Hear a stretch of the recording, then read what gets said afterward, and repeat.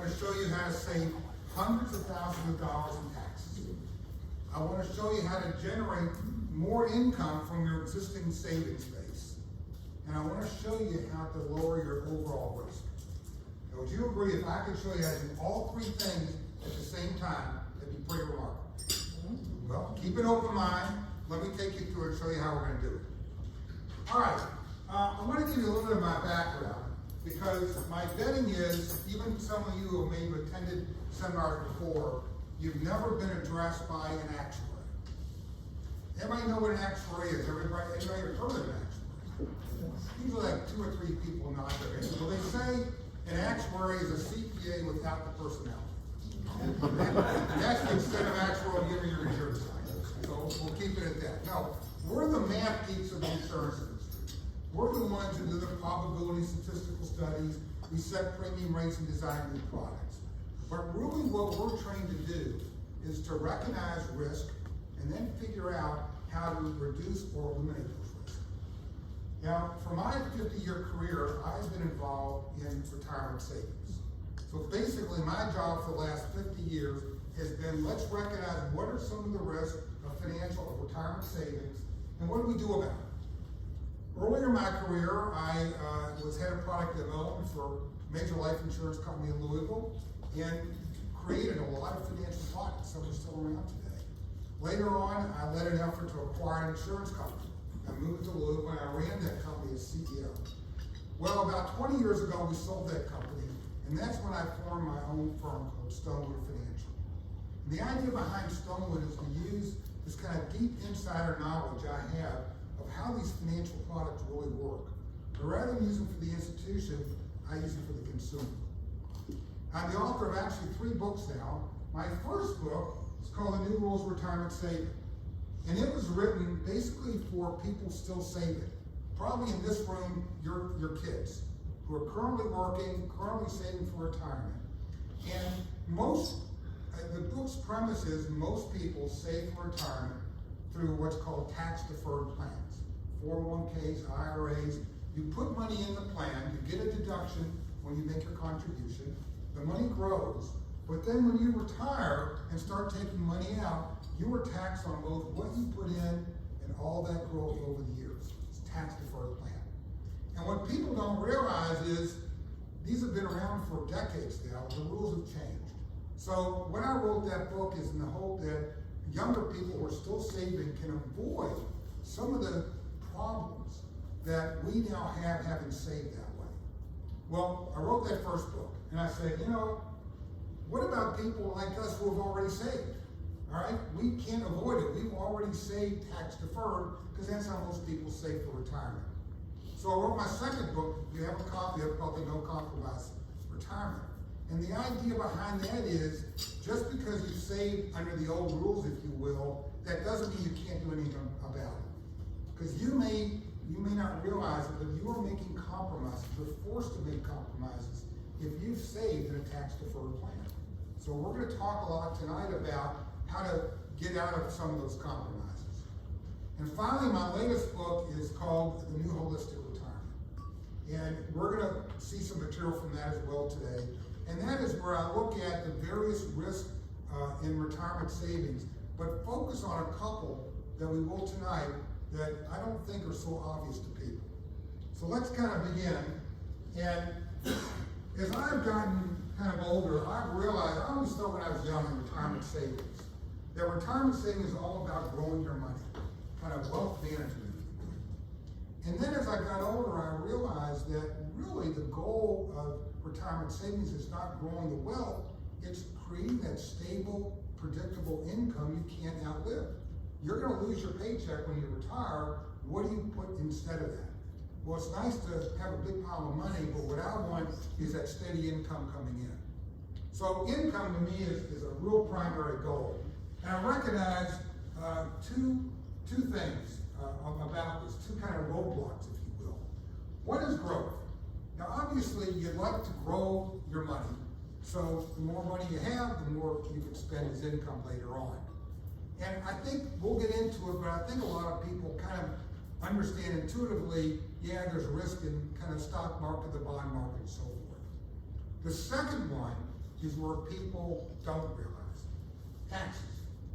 Now, I'm going to show you in a second where taxes can have just as big of a negative impact on how much income you have during retirement as, let's say, a bad stock market.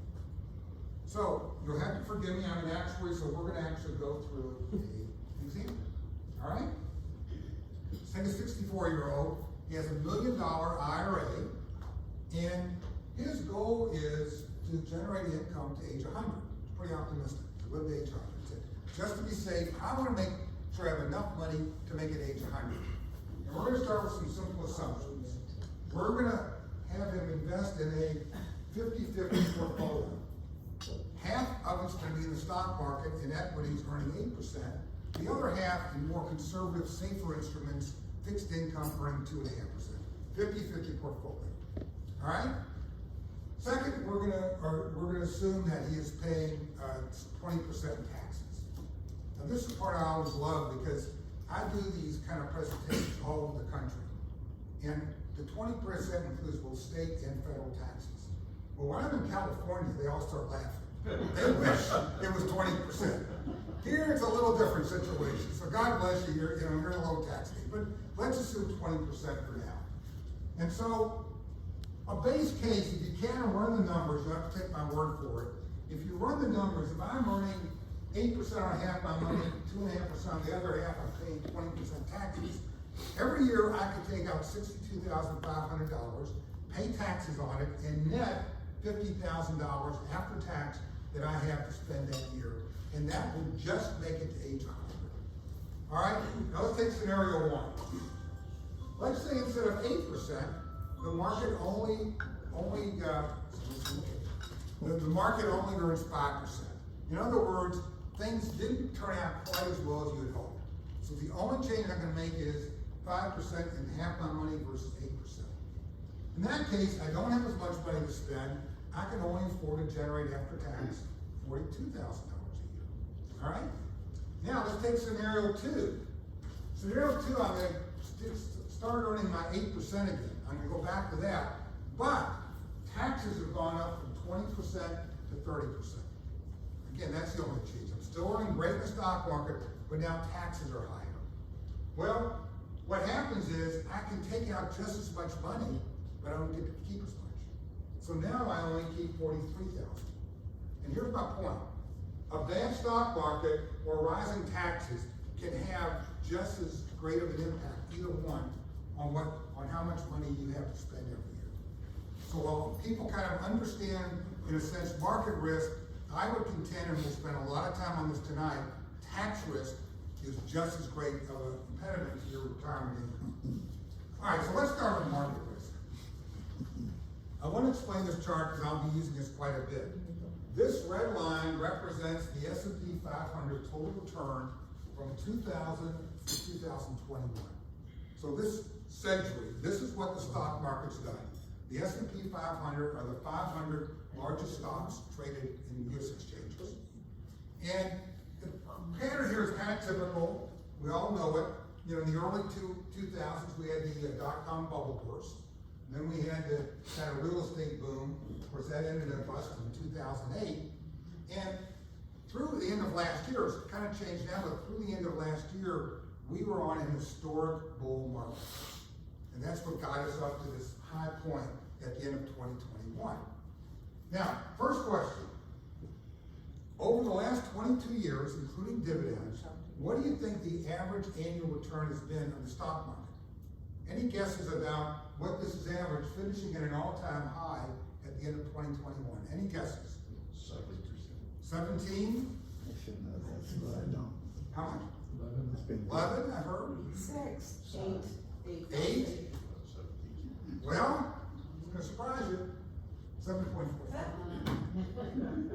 All right? I think people really think the market's done much better because they're always told, oh, the market, you'll get double-digit return and this and that over time. Well, it may be true in some periods, but for 22 years now, it took an all-time bull market, historic bull market, to get us to 745. And by the way, that number's come down now because obviously the market is down this year. All right? This is the end of 2021. However, this number is not as good as it seems.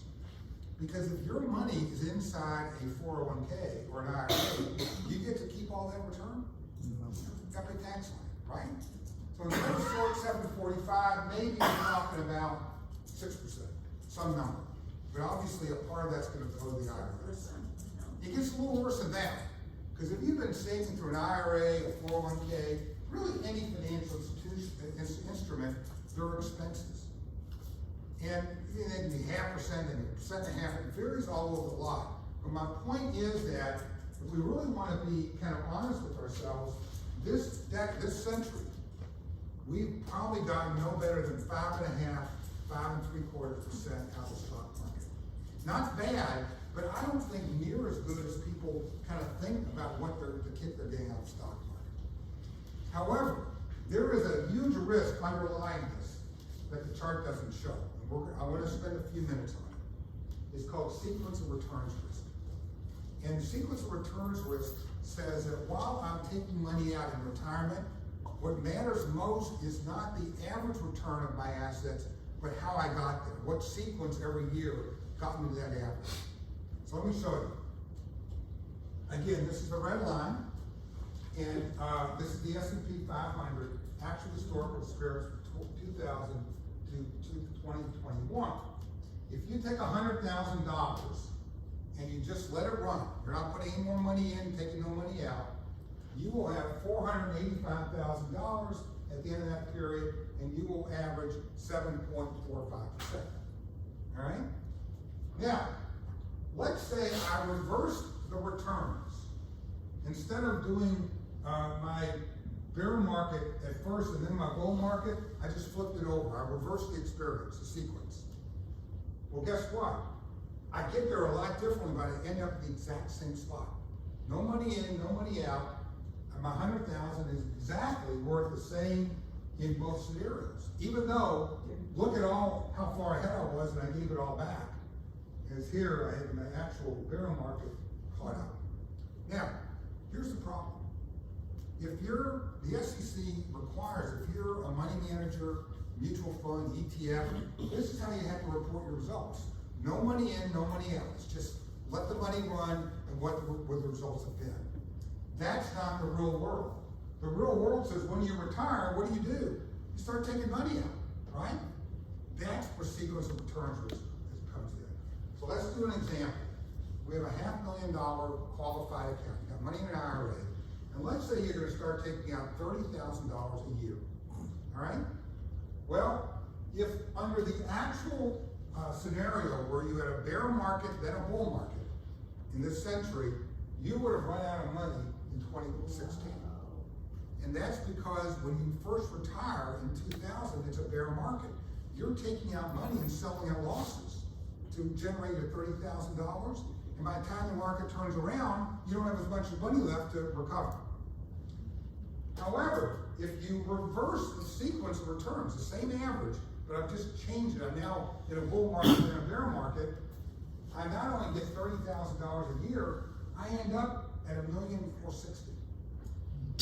My average return was identical. My sequence return was reversed, and because of that, because I was taking out money in the reverse during a bull market, and then when the fund was lower is when the bear market hit, I ended up much better. Now here's the problem. When you first retired, you know if you're gonna have a bull market or a bear market to retire to. You don't know. Even though this is probably not the greatest year to retire based on what I've shown you here. Well, that is why as you get near retirement, people say you gotta start shifting risk out of the stock market. You have to get into something safer, like a CD or a high-grade corporate bond or what have you. Well, you remember how, at least my parents, and I bet you your parents too, remember how they saved when they were in retirement? They bought CDs, right? They bought 2, 3, 4-year CDs, they roll them over, and they got about 4 to 6%, and it was a pretty easy, safe way to invest your retirement funds. Well, those days are over. All right, we now have record low interest rates. So I want to pause here and I want to talk about what we've been experiencing now for the last 14 years. So in 2008, of course, we entered a financial crisis, and the Federal Reserve, along with every central bank in the world, did the same thing. They slammed interest rates down to zero. And the idea was, well, let's do this for a couple years, and we'll kind of nurse our financial institutions back to health. And then we can kind of go back to more historical norms. Well, 2022 came along 14 years later, and we still had record low interest rates. Now, during that period, if you were a debtor, if you borrowed money, it was a great time to be alive. An example, Apple, the iPhone maker of iPhones, they have $200 billion of cash on their balance sheet. In 2020, Apple borrowed money. And why would they borrow money with that much cash on their balance sheet? They couldn't help themselves. It's like heroin, it's so cheap. All right, and they said, I'm going to borrow because it's not costing. However, if you're a safe, like everybody in this room tonight, then there's no place to go. If you want to be safe with your money, where'd you put it? You got no return on anything. Now, people are saying, well, wait a minute, rates are going up now. Well, I want to show you how rates today are substantially lower than they were last year. So let me take you through it, because there's a difference between a nominal and a real interest rate. Now, if the bank's going to give you 0.5% on a CD, that's a nominal rate. That's just a quoted rate. However, the real rate you're earning is that 0.5% less inflation. The buying power of that interest has to be adjusted for inflation. So let's say a year ago, I'm just going to use hypothetical terms, inflation was 1%. So you got 0.5% from your bank, you got 1% of inflation, you were actually losing a little money, all right? Now, fast forward, the Fed has increased interest rates. Let's say you get 2.5% on a CD, but now inflation is running 8.5%. Are you better off or worse off? You're losing 6% on your money. Real interest rates have plummeted to negative numbers. And here's the problem. We're having, people say, well, the Fed raising rates, will they stay higher for longer? The Fed has already said that they're going to keep rates high, but once inflation's gone, where are they going then? They're going back down. Now, I'm going to have a slide in a few minutes that shows you our federal debt is now over $30 trillion. Let's say the Fed kept rates at a more historical level, let's say 3 or 4% higher than zero versus going back down. At $30 trillion of debt, that would add $1 trillion of additional interest on our debt every single year. Do you think they can stand to do that? They can't. We're almost kind of painted into a corner now. The rates have got to stay low because it just compounds the effect of debt going higher and higher. So, I wouldn't hold my breath about these higher rates. I don't think they're going to last much longer. And right now, they're nowhere near compensating for the inflation. So, we talk in our book then, you'll have a chance to read it later, about what we call the saver's dilemma. And the saver's dilemma is this conflict we have. On the one hand, if we want to have some potential to make some real money, we got to take a lot of risk. We got to be in the stock market. On the other hand, if we want to be safe with our money, we give up all the return. That's the dilemma we're in now. And I think it's a dilemma that as a generation, we're going to have to grapple with for the rest of our lives. I don't think this is going away. I'm going to talk later on about one possible solution to this, but just kind of keep that in the back of your mind. The saver's dilemma is something we have to recognize. Risk and potential for return, safety, but give up your return.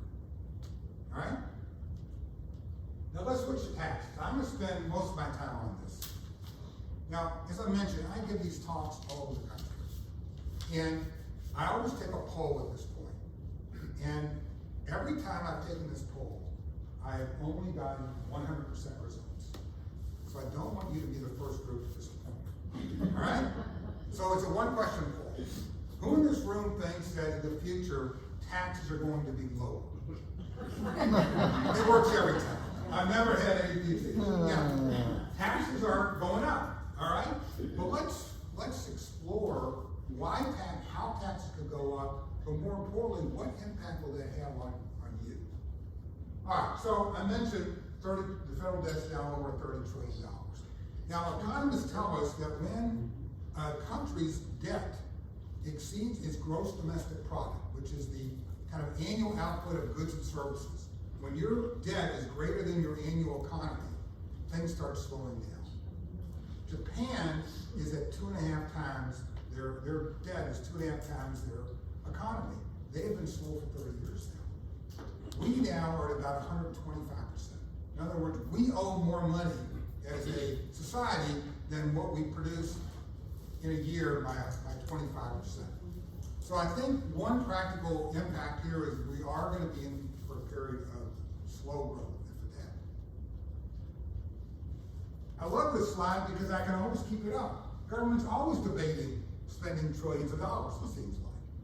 Now this is kind of interesting because, of course, Congress passed a bill and President Biden signed last week that raised spending, and then by even more, they raised taxes, right? I mean, that's what they said in the bill. Now, the idea was we want to both address certain concerns we have out there, but we also want to reduce the deficit. Now, listen carefully how they said to reduce the deficit. Was it by reducing spending? No, it's by raising taxes, right? I mean, it's right there. And then, as if it took a whole week for them to go against that, today they announced, of course, the student loan relief. It's going to wipe out any deficit reduction that was there last week, lasted one whole week. All right, but that's what it is. So, again, another reason why this pressure on taxes going up is in there. Finally, this is one I can't resist, and it's really not trying to take one political position over another. But you know, the saying is, how do you know a politician's lying? Lips are moving. Well, then candidate Joe Biden said, nobody making under $400,000 will have their taxes raised, period. President Biden said, well, I didn't mean $400,000 individually, I meant household income of $400,000. Now, when you analyze the bill that was passed last week, the estimate is that the vast bulk of that will be higher taxes on middle income. So we kind of know what the reality is. And again, I don't blame our current president. This is any politics. This is just how Washington votes. Okay, so let's look at what are some of the ways that taxes could go up. All right? And first way is tax brackets. This is the most common one people think about. Oh, I'm, X%, I'm going to be in a Y% tax bracket. Well, in 2017, Congress passed and then President Trump signed a bill lowering tax brackets from the 2016 level to 2017. They went down. If you're a corporation, your taxes went down from 35% to 21%, and it's built in the bill. It's just there. If you're an individual, like everybody in this room, our taxes also went down. However, there's a sunset provision. The sunset provision says that unless there's any congressional action, our taxes are scheduled to go up in 2026 to the level they were in 2016.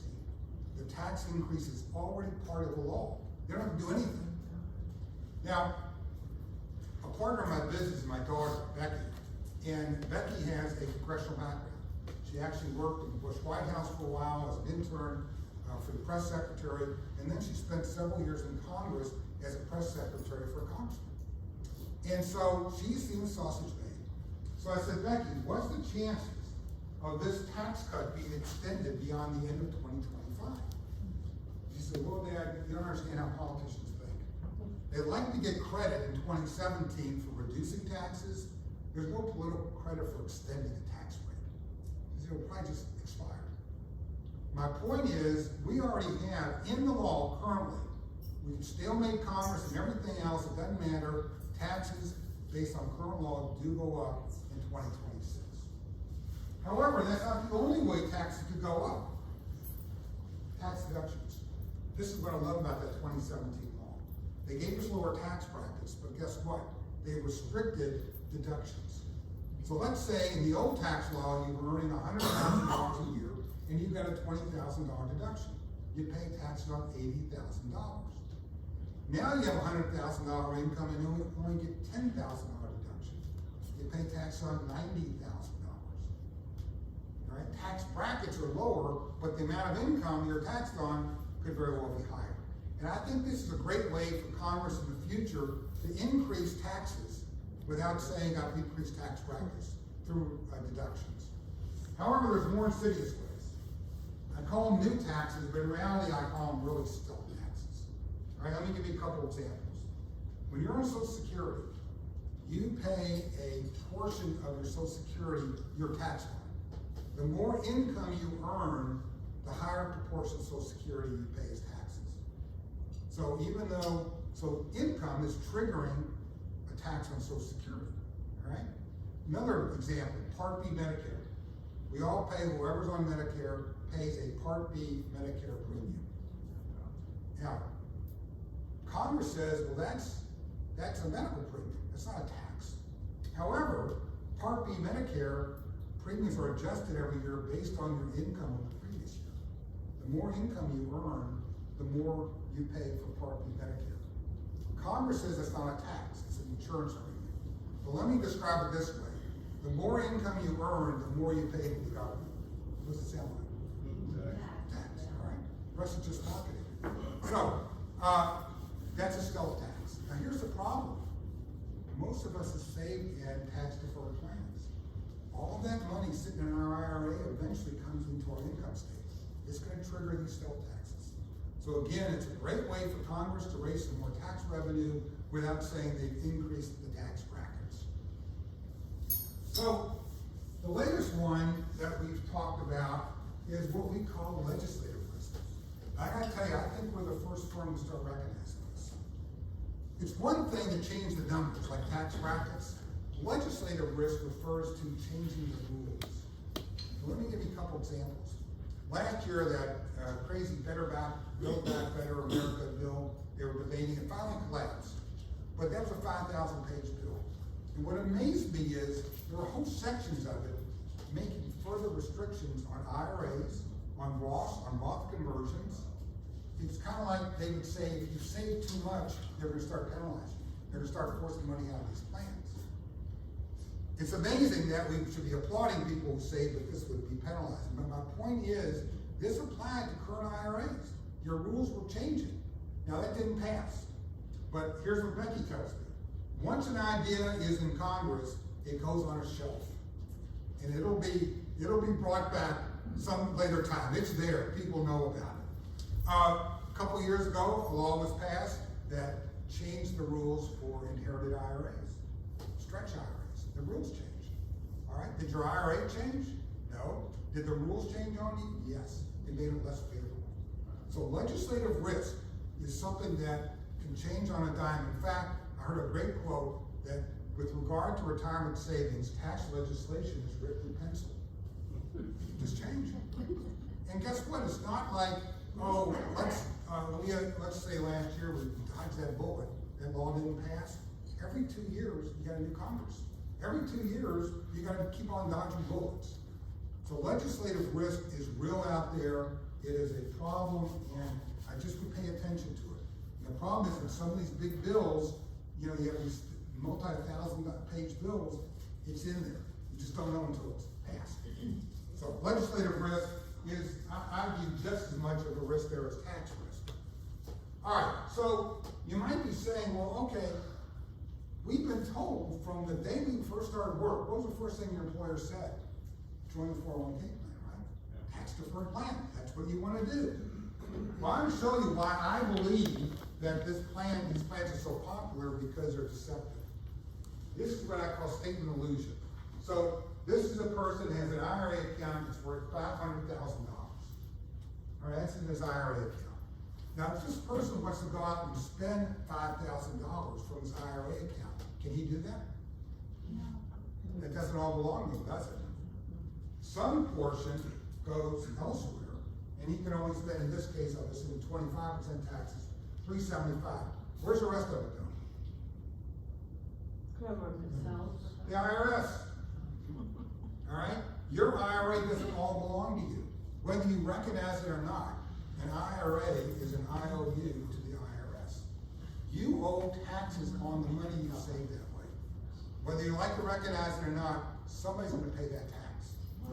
And here's the problem. Let's say I had a business. In that business, I had a 20% partner. So every year, calculate the profits, and the partner will get 20% of the profits. 1 year, the partner comes in and says, you know, this year I want 30% of the profits. You go, well, you're a 20% partner, I'm not gonna give you 30% of the profits. Wasn't that what the IRS can do? You have a business called an IRA, and they can come in next year, if taxes go up, they get a bigger portion of your tax under IRA. So, statement of illusion, I think, is one reason why people have said, well, I'm gonna save tax deferred, and it's one of those compromises because of how you save that you get into. I think another problem is people tend to kind of take a micro view on taxes. Now, if you go to your CPA, you know, the one with the personality, and you say to them, well, how can I lower my taxes this year? They'll say things like, well, put more money in your IRA, don't take as much money out of your IRA. That's kicking the can down the road. You haven't saved $1. You've simply deferred things. I contend that you have to look at a macro view of taxes. What I'm concerned about is not just taxes I'm paying this year or avoiding this year, but over my lifetime. What kind of impact are I going to have on my taxes based on how I save? Now, I gotta tell you, a few years ago, I started looking at this because, like you, I have saved in tax-deferred plans. I mean, I work for companies, I use their 401k plan, I roll my money over to IRAs, let it accumulate. So as I got into my 60s, I said, what did I get myself into? Because I knew I owed taxes on that. And I asked a very basic question. And this question, I was amazed at, nobody else seems like had ever asked. That question was, based on how I saved through a tax-deferred plan, how much taxes will I have to pay over the rest of my life because of how I saved money? And I could not find an answer to that question. The nice thing about being an actuary is I can do my own modeling. I don't need somebody else. So I created a report, and Vince and the team here at PFS has access to this report. So you're going to get a chance when you make an appointment, come in, he can run numbers based on your assumptions. Let me show you what we're talking about here. I took here an example, 64-year-old, 25% tax liability. Again, you can assume whatever you want. Assume they have a $500,000 IRA, and we're going to let that IRA grow at 5% a year. Very simple assumption. So we're going to recognize 3 sources of taxes that you pay over your lifetime because you have an IRA. The first one is RMDs, required minimum distributions. So the law says that currently, when you reach age 72, you must start taking money out of your IRA, and of course you get tax money. Why do you think the IRS makes you start taking money out? They've been patient all these years with you. Now the time has come. But that's what most people do. So RMDs is one source. The second source, this particular report we developed, is a savings report. So we assume that you're going to take your RMDs when you must. You're going to pay tax on them. And now you have to reinvest them in something that you can no longer shelter. You can't go back in your IRA, so you got to pay tax every year on that. And finally, inherited IRA. You get out paying tax when you die for your IRA? Well, you do. Your heirs don't. Whoever gets that IRA has to pay tax on it. So I want to spend a few minutes on talking about how bad, tax plan-wise, it is to leave money through an IRA. Let's take example 1. You want to leave money to your kids or your grandkids. All right, so when you pass, money goes on to them. They now have to pay tax on that money. And in fact, they may be in a higher tax bracket than you. But when you think about it, it's a crazy it's a legacy with strings attached. I've had clients in Louisville who told me this. They said, I've inherited this money from my mother and my father. It's kind of nice I did, but I owe tons of taxes on it. So here's what it's like. Let's say, David, we're going to pick on you today.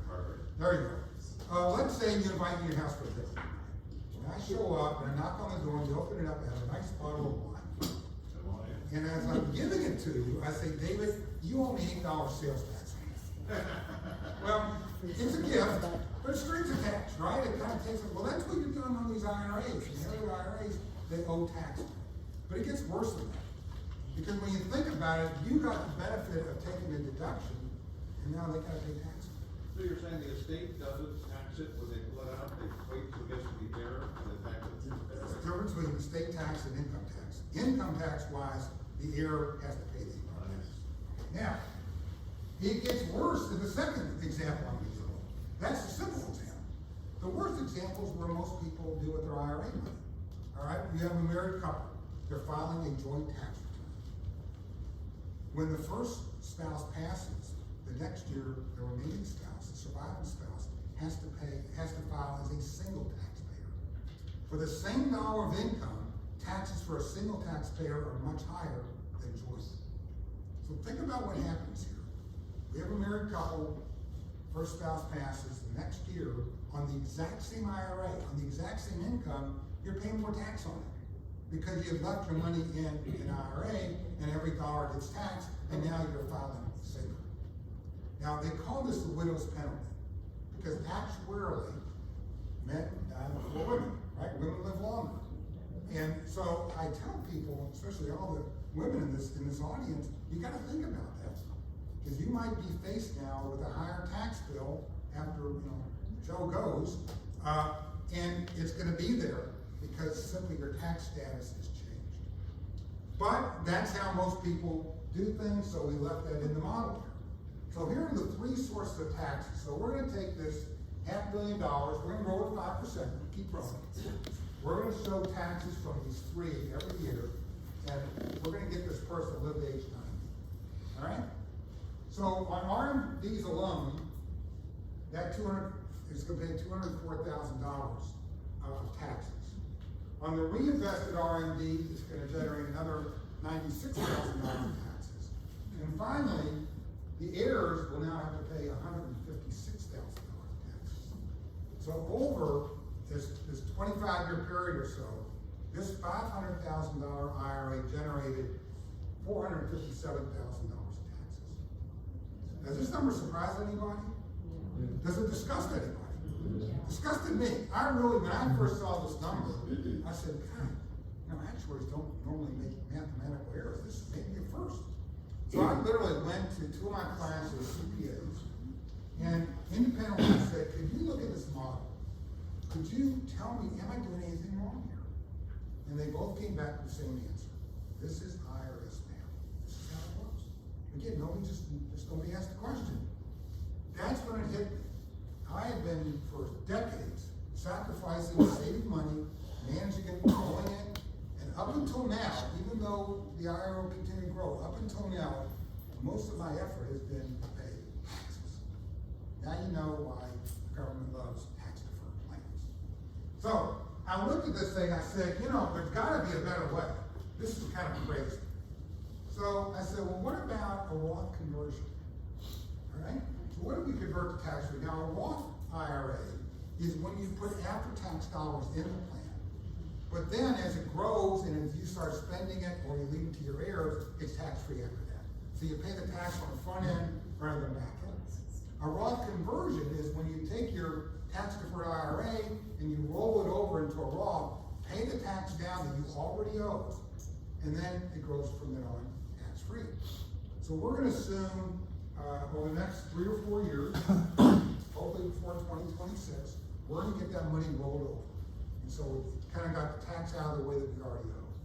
So if you look at the same model, that $500,000 now only generates $125,000 in taxes. Because again, it's a limited period, the fund is lower today and taxes are lower. And from then on, it goes tax-free. So under a Roth conversion, under the same set of assumptions, I'm only responsible for $125,000 taxes. Now again, you're going to meet with Vince and his associates, and they can run this model for you on your assumptions. But here's the point: all of us are at a crossroad. We can take no action today, just do what we're doing with our tax deferred plan, and resign ourselves, in my example, of paying over $450,000 in taxes, or we can take an action today.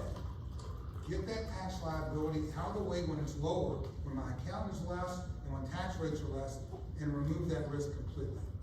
Now, ladies and gentlemen, the 125, that's mandatory. Because of how we save, we owe that tax. Somebody's gonna pay it, and the sooner we get rid of that, the better it'll be. The difference between the 450 and the 125, that's optional. You don't have to pay that tax, but you gotta take some actions today in order to avoid that higher tax in the future. Now, people ask me, well, Marty, I assume that you've taken all your IRA money and converted to Roth. And I'll say, no, not all. Because while a Roth IRA does give me some advantages with regard to taxes, it didn't fully address some other risks that I was worried about. One, it doesn't address the savings dilemma. You still have the problem, even money in a Roth, do you go for risk in the stock market or safety and give up the yield? It didn't take care of long-term care. There's no additional money available under Roth or an IRA if you need it for long-term care. And as my wife and I kind of age and look at the experience of our parents and so forth, at some point we feel that's going to be a need we have to address. And finally, we would like to leave some money to our kids and our grandkids. And a Roth, like an IRA, is a zero-sum plan. Every dollar you spend is just one less dollar you can leave. So what I did is I said, I want to diversify. I want a Roth, but I also want some money in something else. So I'm going to show you what I did. It's in the book. You can kind of look at it as an option, but it's something I think worth looking at. Well, as you might guess, what I did is I went back to the tax code. Now this is Title 26 of the U.S. Tax Code. This is how we're taxed today. Now if you turn to Section 401K of Title 26 of the tax code, what do you find there? Section 401K, this is a big hint. 401K plans. 401K plans were simply named after the section of the code they occurred in. Didn't take much imagination when they were thinking about that. Now, if you're in an IRA, you're in Section 408. If you're a teacher, you might be in Section 403B. Here's my point. Most people save under the 400 section of the code, whether they realize it or not. So if you're in a 401K plan, all it says is that you've agreed to deal with the restrictions, the rules, the taxes that are generated under Section 401K of the code. However, you don't have to save under that section. There are other parts of the code you can save under. And so that's what I did, is I looked at what's a better, more advantageous tax section to save under. And I came up with Section 7702. Now, I always ask this question, nobody ever answers. Anybody ever read Section 7702 of the code? You should read it every day. It's great. Section 7702 of the code covers life insurance. Now, I've said these two words, life insurance. I know what you're thinking. I'm too old, it's too expensive, I gotta pay all the premium, and my kids get all the benefits. I want you to keep an open mind. I'm not talking about any life insurance. I'm talking about something the insurance industry developed called Index Universal Life Insurance. It is a type of product that gets the tax-free benefits of 7702, but it allows you to generate income while you're living. It's not just a death benefit, it really is produced there to generate income tax-free while you're living. So let me show you how this works. Again, like a Roth, under 7702, all dollars coming out are tax-free. Death benefit, annual monthly draws, or what have you, all distributions, all tax-free. So in that sense, it gets you right where Roth is. However, there's three other features. One is it addresses a savings dilemma. Because this refers to what I call the power of indexing in my book. And the index part of Index Universal Life refers to how interest is credited under the policy. So what it does is it refers to an outside index, typically the S&P 500, but it operates a little different. If the market goes up as measured by the S&P 500, you get locked in a portion of that increase. If the market drops, you are guaranteed to do no worse than zero. You can't go down. You either go up or stay level. It's what I call kind of a ratchet return. You're going up, you stay at level. And over time, because you have no negative years, and you don't have to recover whatever the market lost in the prior year, the numbers are kind of amazing. This red line is, again, the one we've been looking at before. This is the total S&P return unprotected, just what the market has done. Later on top of that is the green line, which is how indexing works. So my contention is, and by the way, I didn't extend this beyond 2021, but where would this red line be today? Down, right? Where's the green line? Didn't go down. So I contend that as a diversification strategy, you want to leave some of your money on this indexing, because the green line lets you sleep at night. The red line, you're always, biting your fingernails saying what's going to happen. So power of indexing is one reason. We explain a little more in the book. Another one's long-term care. How many people in this room have some long-term care insurance? And this, I usually get 3 or 4 hands, that's about it. Well, if you try to buy it today, it's way too expensive. You can't get it. Well, as part of Index Universal Life, what it says is if you qualify for long-term care, then even though you've been drawing down the cash value as income every year, tax-free, there's additional amounts over and above that you can draw down for long-term care. It's not a zero-sum game anymore. There's actual more money available while you're living, tax-free for long-term care. And finally, legacy. Life insurance is the only financial asset that is worth more today, the day you die, than the day before. So while you've been nicely spending all this money out of your cash value as income tax-free, there's also an additional amount as a death benefit tax-free to your heirs. No strings attached, no sales tax on the wine, tax-free. Anyhow, this is what I did as a diversification of my money, because there were things I wanted in my overall retirement plan that I wasn't getting just from the law. Again, sit down with Vince and the staff, talk about it, but I think it's something that a lot of people might like. All right, so I want to end this with a basic question. I say, what if taxes rise? Let's say when they rise, all right? Now, what I find when people talk about this, it's always in kind of a vague, well, I know it's bad for us. How bad? Let's quantify it. And a lot of financial commentators will use this chart. Now this chart is from 1913 to 2018, last time taxes changed. Maximum tax rate, the highest bracket, all right? And you can see we're pretty low right now in terms of history. 2013 is when the income tax law was first passed. It got up to 94% at one point, and now it's fairly low. Well, here's the problem. Using the maximum tax bracket means only if I have, Bill Gates or Warren Buffett sitting in the room, does it really mean much. So I want to relate it to something different.